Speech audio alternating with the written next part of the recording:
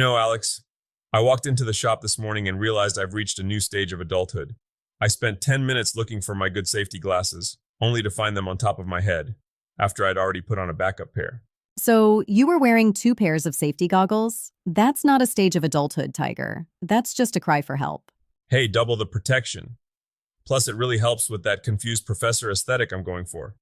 But honestly, looking at the news this morning, I think we all need a little extra clarity.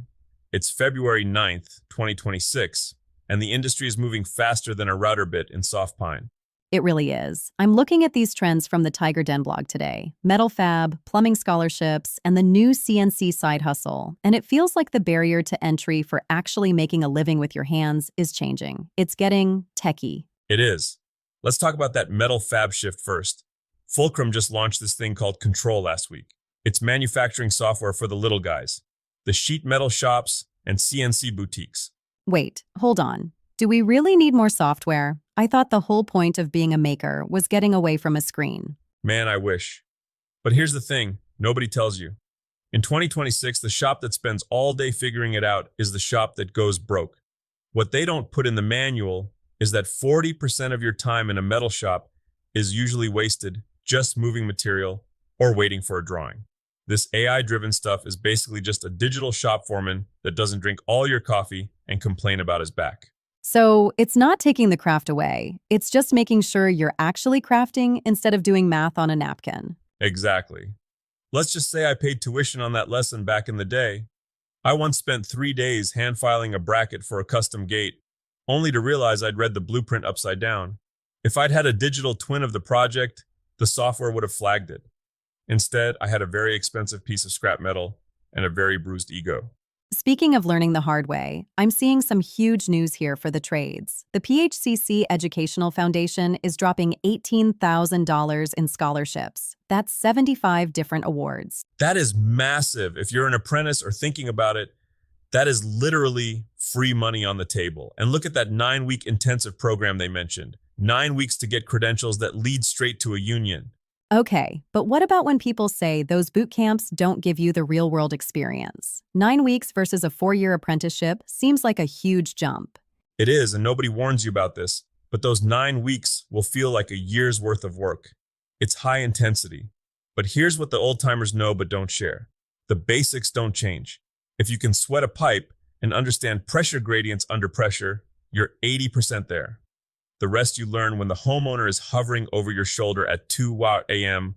while their basement floods. Speaking from experience? Don't ask me how I figured that one out. Let's just say I've never seen a cat swim that fast before. Let's pivot to the maker moguls. The blog is saying that if you want to survive on Etsy or Shopify in 2026, you can't just be a one-hit wonder with one cool product. They're talking about strategic product ranges. Yeah, the product ladder. This is huge.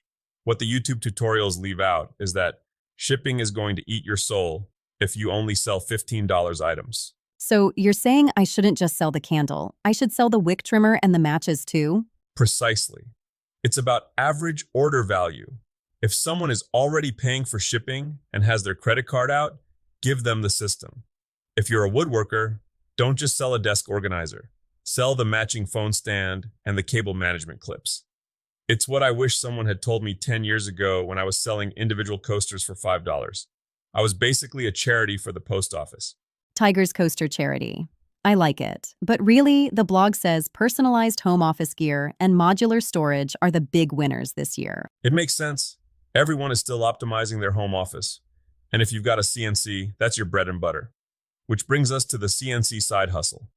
Everyone asks, Tiger, is it dead? Did the market get flooded with $300 laser cutters and cheap signs? And is it? Because I see those live laugh love signs at every craft fair I go to. Between us, yeah, the live, laugh, love market is a bloodbath. Avoid it. But here's the secret part they leave out. The money in 2026 is in functional precision parts. Hobbyists who need custom brackets for their drones, or replacement parts for vintage sewing machines, or modular organizers for specific tool drawers. So it's less art and more utility. It's both, but if it's functional, people will pay double. However, and this is a big however, fancy tech won't save you if your fundamentals are trash. Rob Cosman just put out a reminder on stock prep. joiner and planer work. The boring stuff. It's only boring until you try to glue up a tabletop and it looks like a Pringles chip because your boards weren't flat. Ask me how I know. I once tried to force a tabletop flat with 17 clamps and a lot of prayer. And let me guess, the wood won? The wood always wins, Alex. It's a living thing. It has memory, it has spite. If you don't square it up properly from the start, it will find a way to ruin your day 6 months later. Learned that one the hard way when a dining table I made literally exploded, and I mean bang, during a Thanksgiving dinner. No way. Did the turkey survive? The turkey stayed on the table, but the guests didn't stay for dessert.